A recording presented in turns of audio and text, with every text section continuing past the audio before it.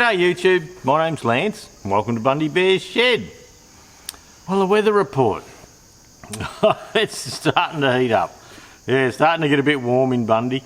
There was a couple of storms went around, only one last week, and once again it was close enough to give Kelly Dog the shits with the sound, but we've had no rain at all.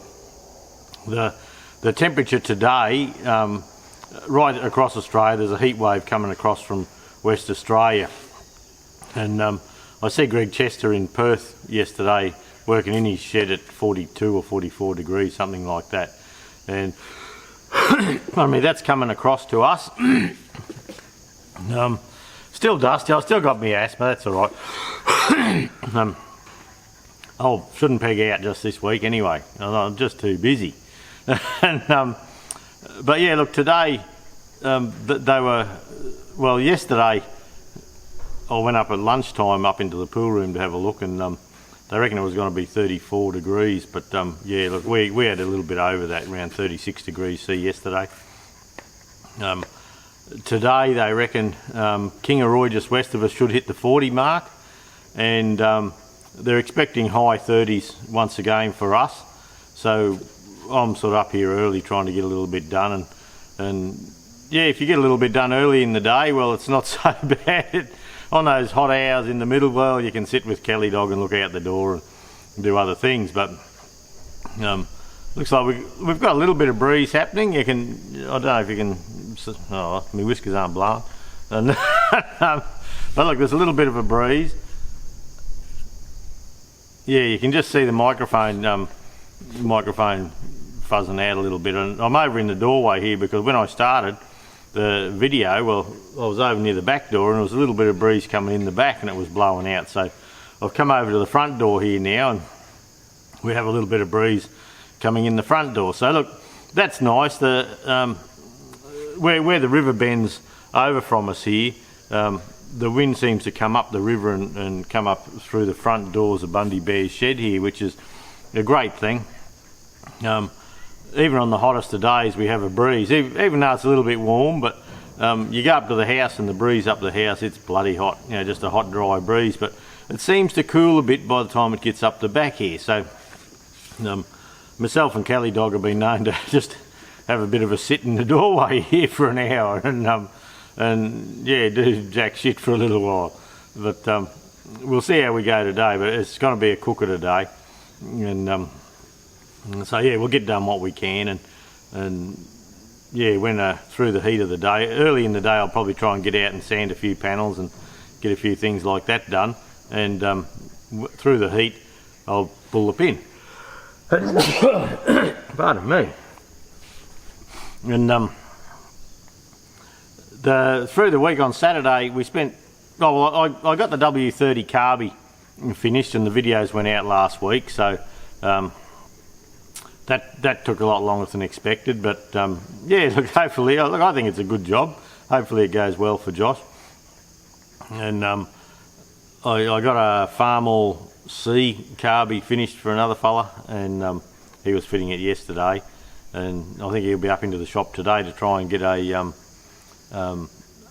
just get a fitting for it. Yeah, he wasn't sure what size fitting he had, but he's got 5/16 fuel hose, so the Farm Alls, it's a good idea Farm All are done, where the fuel pipe comes in, they have a 5/16 olive that clamps onto the pipe, but then it's a right angle with a little washable screen in there, so that's a good thing.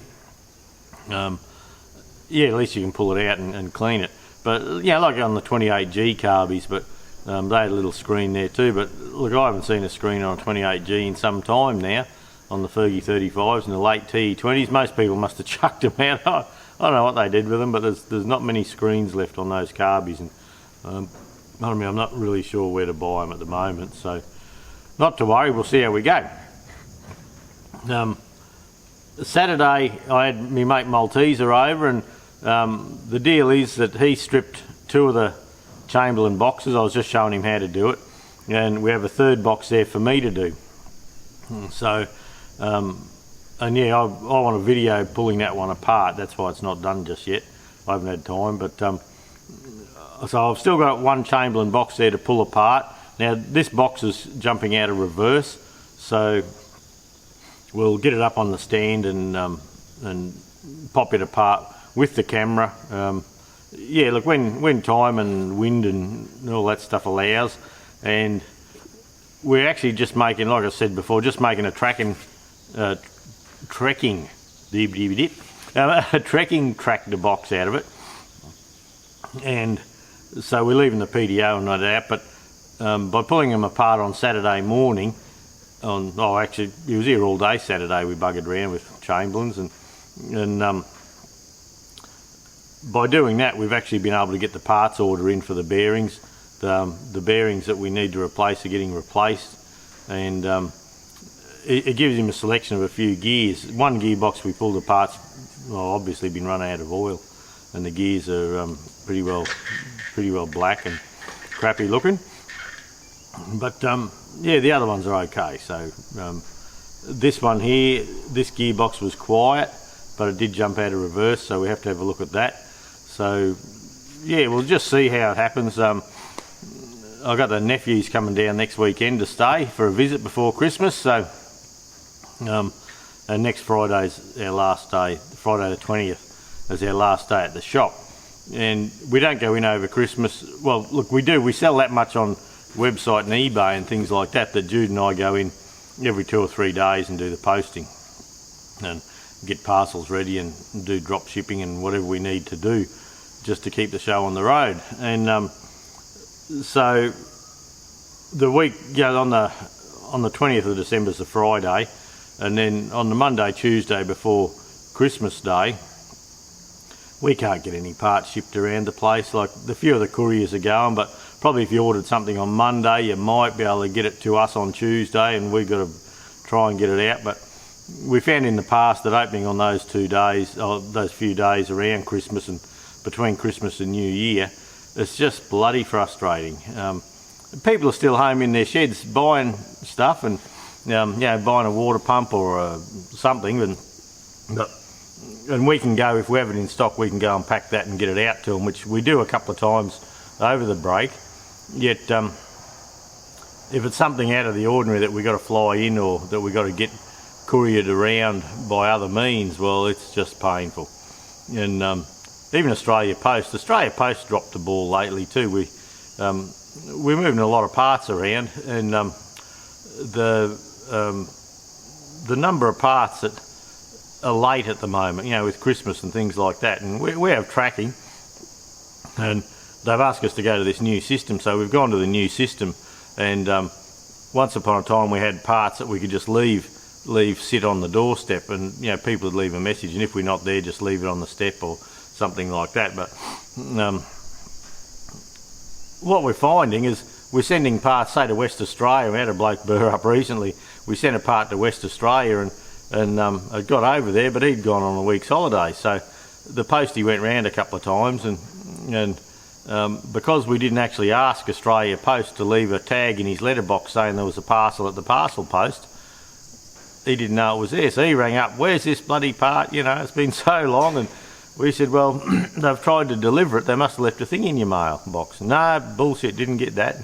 And, people go into full burr when something doesn't quite go right.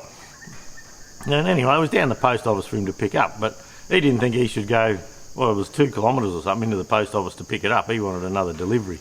And I said, well, if you're not home. So what we've done now with Australia Post, anything that leaves our place via Australia Post, you must sign for it, though nothing will be left when you're not there.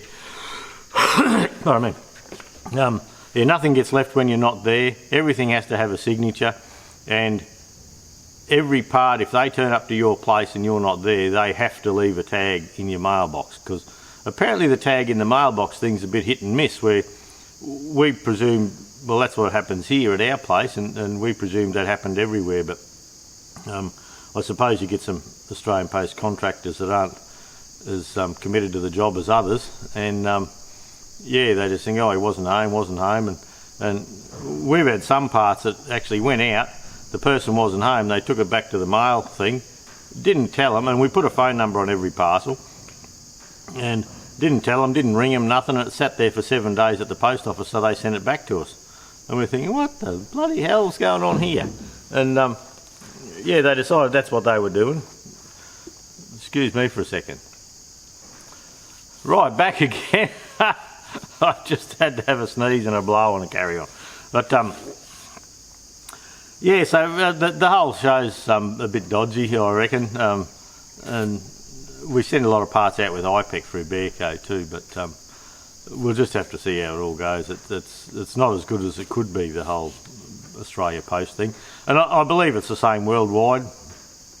Some of the talk I get from other people and that, yeah, they say the same thing. So anyway, not to worry. That's what we've got to work with at the moment. Hopefully this next week I'll get this chamber apart. We'll just see how we go. Yeah, we'll just play that by ear. I've got the multi-power box together and sitting in the 135. I mean, just with a couple of bolts at the moment. I haven't put any more time onto it.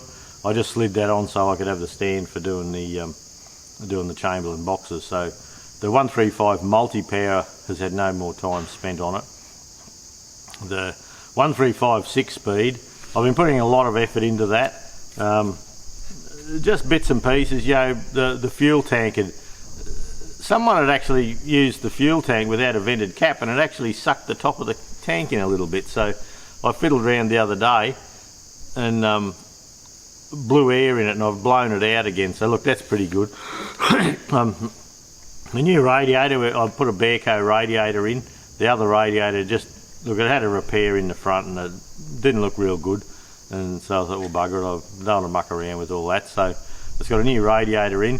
I spent hours on the radiator shroud. Someone to get it away from the fan had got a big shifter and just bent the whole thing out and made a mess. So I spent hours and hours on that bloody shroud, way longer than I should have. Look, it's still not 100%, but it's going to do. This bonnet here, this is a quality Tractor Parts 135 bonnet, and well, I've spent hours on the front here. The radius around the top is a nice radius, and the corners go really, really sharp. And when I look at my other old bonnets out here, I've got 3 old bonnets and they've all got rust holes in them and bits and pieces, but I'm going to try and restore one of those. But this here I've actually had to make up a little dolly, and you can see that's bent down this way, and that's to come in through the back there.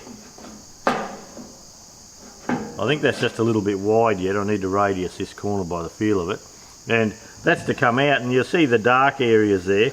I've run across that with an orbital sander just to pick a level, and through the sides here, where can you see that? Yeah, just see that. Through the sides there, it was bulged out nearly round, and I had to sit down there with a panel beater's hammer and a dolly, and I've flattened that all out nice and neat. And you can see down the bottom here, which is just out of your frame a little bit, all these low spots here. So that's what the dolly here is about. I can come in behind there and I can draw them out a little bit to the front, and oh, there's pits and humps and hollers, and it's a pretty shit show, really. I bought this bonnet in from Ireland. They were going to give me one for a 35 or something, and then they decided it was too far, they weren't doing it. So there's a bonnet. Yep, you can see over the back there, there's a brown bonnet there. That's a quality Tractor Parts bonnet we bought in for a customer, and he got it up there and he showed us where it didn't fit, and I said, oh look mate, sorry about that, just send it back. So we sent that back. We can't sell that to anyone, it's too shit. I'll work with it in time, I believe, but oh, the radiuses round the front and all that are terrible. I can just see that. I'm just looking at the camera here and I can just see the breeze has picked up nicely, but I think it might be flaring out the sound. I'll have to have a bit of a listen. And so yeah, this is a quality bonnet, and I don't believe anyone's doing a good bonnet at the moment. And you know, like this corner here, you're not even close. You know, it's got a dint here, then yeah, it's not even touching there. So it comes along the right level here, then it dives in there, and there's another place just there, I think it is, just down there, and it yeah, it comes down nice and even, and then there's just a bloody big dent there. So anyway, so I've been hopping in behind trying to there's another one there, and pardon me, so I've been hopping in there trying to get that as good as I can, because look, when you walk up to a Fergie 135, first thing you look at is the bonnet. I reckon they've got a nice shaped bonnet out the front here, so that's what I look at. I look at the bonnet, and so I'm going to try and get that pretty good. There's a low spots here, there's a dent right on the edge there. Yeah, it's probably the one and only one we're ever going to bring in, but I don't think any of the other companies are probably any better really. So panels are just a problem in the tractor restoration business. We got some nice little Fergie T20 ones, they're pretty good from Sparex, but yeah, some of the other stuff's not good. Pardon me. I'll take you for a little walk later and just show you what I'm up to with a few things, and with the 135, but mainly I've been putting my effort into this 135. Now last week I copped a caning because I've decided to paint me hubs on my 135 red, and I don't mind comments and all that sort of stuff, but I think I got about 5 or 6 on YouTube maybe that said, yeah, they weren't red, don't paint them red. And then I got some emails, and I've got emails in capital letters, they were not red, and why do the tractor up if you're not going to do it up properly? And hop on Google, every picture of a 135 has grey hubs, and I was showing the blokes at work, Ross and them at work, and I said, you wouldn't believe the shit I get for painting them red. And so anyway, I jumped on the Google and had a look, and yeah, look, a lot of them, depends where they are in the world, and like in England the 135s had silver rims, often with grey hubs, and some of them had silver hubs, and I found pictures of tractors that were nearly coming out of the factory. Well, they looked like they were, perhaps they weren't, and they had silver in the centre in the hubs on the back wheels and grey on the front, and all this mix and match bullshit. But yeah, geez, I've copped some flack over that, and I don't know how many messages, there's only 4 or 5 or something on YouTube, but I actually got private emails, people ripping it up me about, and one bloke, yeah, why, that pissed me off a bit, yeah, why put the effort into the tractor, and why do the tractor at all if you're not going to do it to standard? And I said, well, you know, I'm putting an alternator on it because I want it to drive around Australia conditions here, with our flashing lights and all our other stuff that we have here, and it's not going to be my main trekking tractor, but it's going to be road registered, and like a run here can be 4 days, you know, 100 kilometres a day for 4 days, and the Fergie club that I'm in, they just did a 28-day tractor trek all up through the Flinders Ranges, did thousands of kilometres, 28 days on the road they were, and by the time in the modern age you might have a GPS hooked on to take a snapshot of your trip. We have phone chargers now. A lot of people carry a fridge in Australia, an Engel fridge or something like that. Whenever we're on the road we need flashing lights, and if you don't have an LED flashing light and you have one that more suits the tractor, an old 100 watt or something like that, well, in that instance you're going to have a lot more current draw than the 11 amp generator is going to put out. So on my tractors I'm having out and about, even the gold one, I've got an alternator, and this bloke was, yeah, why bother doing them up at all if you're going to make an abortion of them? And I thought, God, pull your head in, bloody dickheads. And, but I don't mind people having a bit of a crack, and but yeah, getting nasty and just carrying on like a fool, well, there's no sense to that.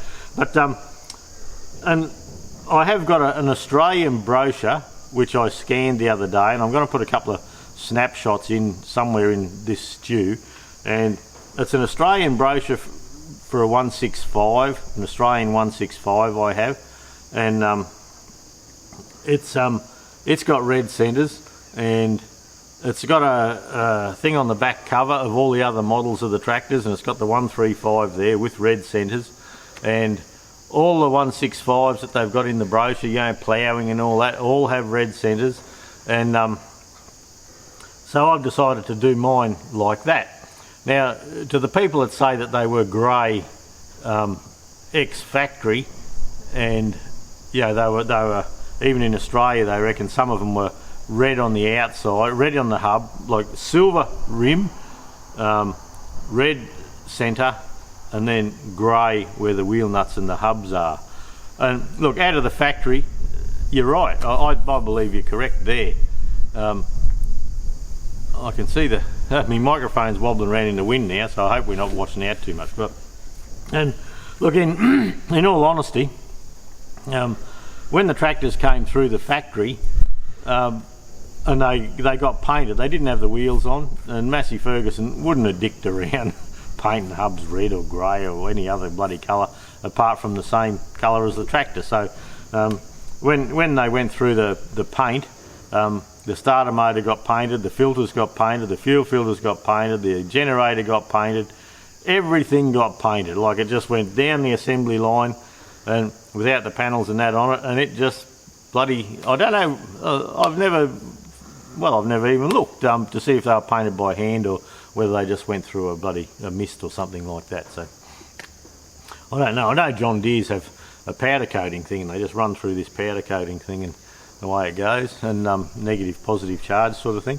But look, in all honesty, the factory tractors, as they come out of the as they come out of the factory, they would have had grey everywhere, grey centres, grey hubs, grey brake drums, the whole bit, because in the assembly line they don't have time to root around like that.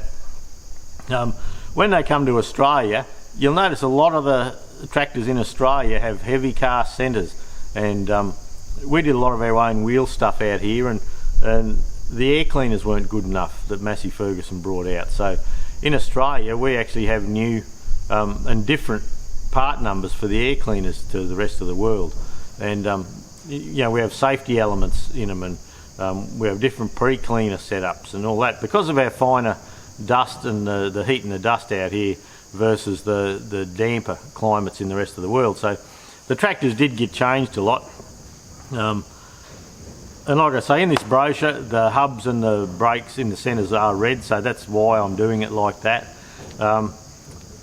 It may well have been an Australian factory thing, you know, where they put them on and then just give them a touch up. The Ferguson factory in Bundaberg here where we live, that did the harvesters and all that, some of the pictures of the Crichton harvesters and all, they were red centres as well.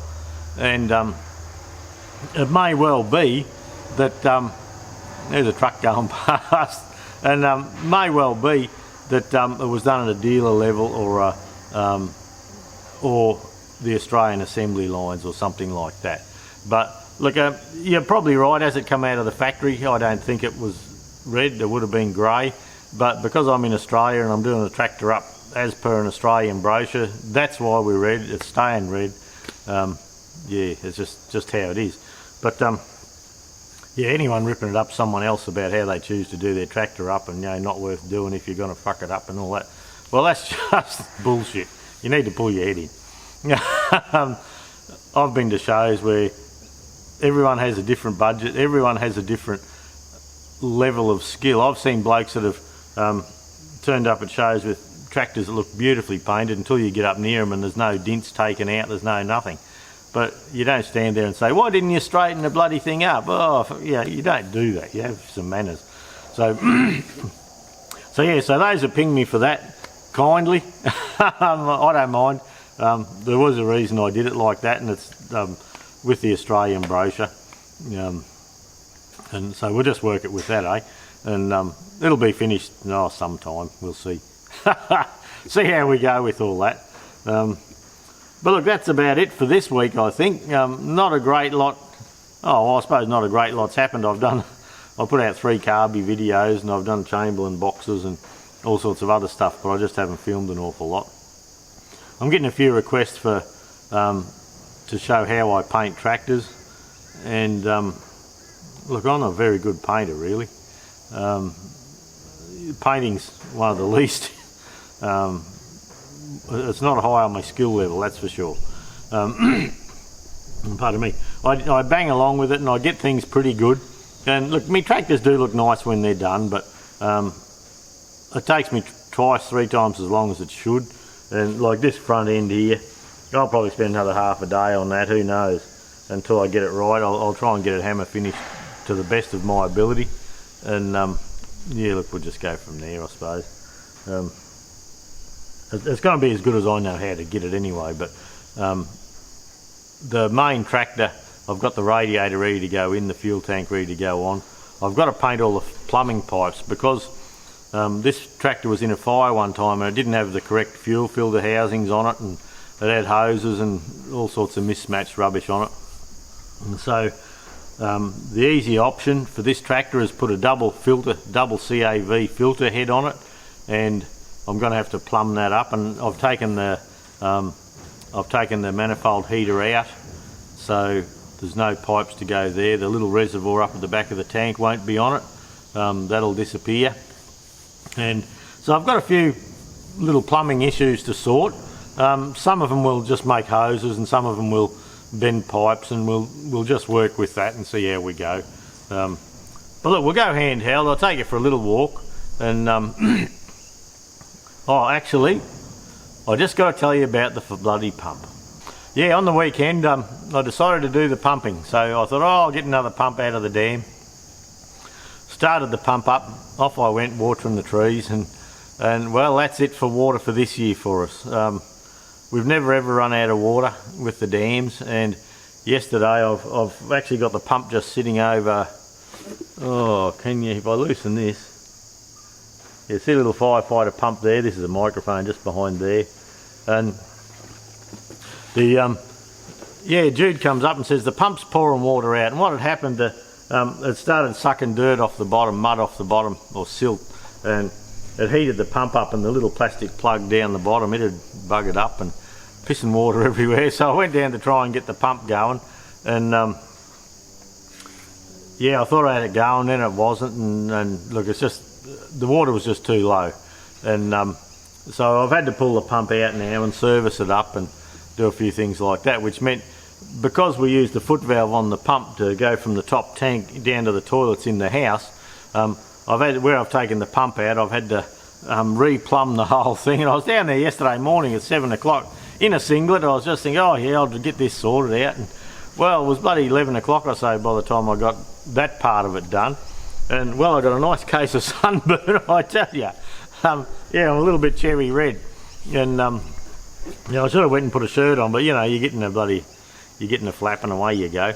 And so yeah, I've got it now, so I can pump from the tank at the back of the shed here, Bundy Bear's shed. I've still got most of a 5,000 gallon tank out the back here, and if I can get that up into the top tank there, that'll give us about another 6 or 8 weeks of water for the toilets in the house without having to use our good water and without having to buy water in. But look, it's getting pretty dire here at the moment. We're going to have to buy water. We've got the visitors coming this weekend, so the 6 adults and 3 kids and a whole bit, so that'll get through a little bit of water. So we've got enough water for that, but once if we don't get any rain by the time the end of next weekend, we'll seriously have to look at buying a load of water in before Christmas, because over the Christmas break everyone will want a break, so it's probably better to buy it now rather than later. But next few days we're not getting much rain, or any rain that I believe. We're just having it really, really hot, and we're actually putting water out the front garden for the birds at the moment, and they love it. There's just not much water around at the moment, and the magpies and all that we're feeding out the back of the house just so they've got something to eat. There's no insects around or anything. And over in the orchard, I'm going to have to try and get some water out of the tank at the back here to keep the orchard going, because it's pretty well buggered as well. So anyway, we'll see. Things are getting a bit serious here with the water situation, but look, that's the drought, and look, we're in the time of the year when it does rain. We can expect, look, best news for us will be a bit of a cyclone coming down the coast, and hopefully it's not a bad one, but we get a fair bit of a rain depression off the bottom of it, so we'll just see from there. So Anyway, that's it. We'll catch up with you next week. Have a good week, everyone. And yeah, I'll see if I can have something of interest. See ya. Okay, bit of wind here. Hopefully it doesn't blow out too much.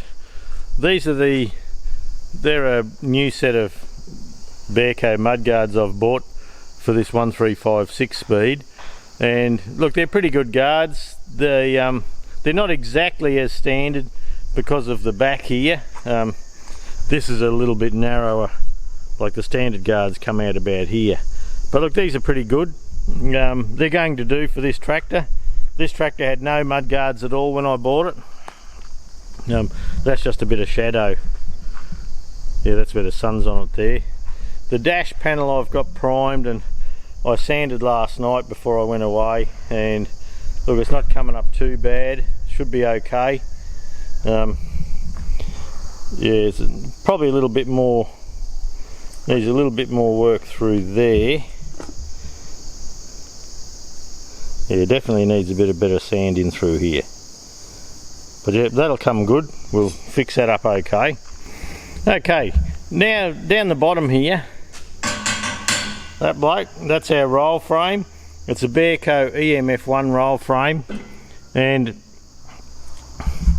I've just got the bonnet sitting up on it for working on it at the moment, and it has a foot that goes under the mudguard.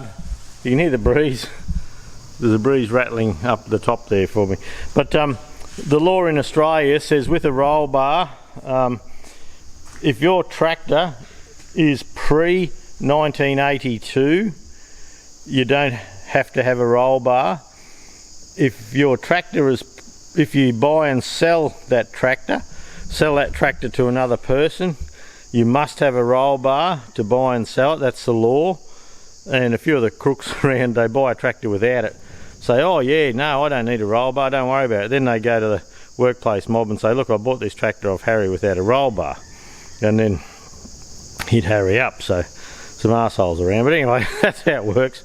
And yet, if your tractor, say you have a, well, this 135 for instance, it's pre-1982, so legally it doesn't need a roll bar in Australia. But that's legally if I own the tractor and I'm driving it myself.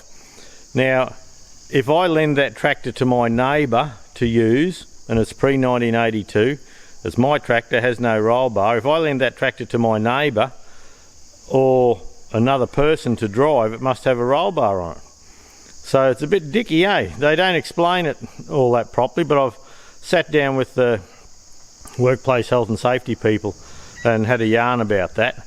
And that's how that works in Australia at least. So there's a lot of tractors, I reckon they look a lot better without a roll bar, but with my tractors I like to be able to, you know, put someone on for a drive.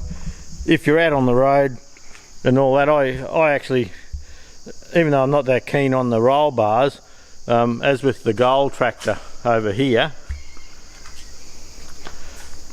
it gives me the opportunity then to put a sunshade on it. And in Australia, the sunshade's a good thing, and it keeps you out of the weather a bit. Like if it rains, you still get wet. It doesn't fix that. And that's a new Sparex roll bar. Canopy. So that canopy there's Sparex. I'm going to use them from now on, I believe. This one's Bearco, the more rounded look, and that's a little bit harder to put bits and pieces on.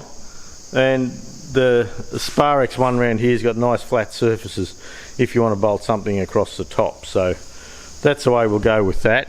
I'll just come around here again. The 135 bonnet, you'll see it doesn't line up here and it doesn't line up there. I've got to fix all that. So yeah, I don't know whether it's bloody better in the long run to do the old bonnet up or what, but some of the other bonnets I have, actually I have one here I can just take you out and show you.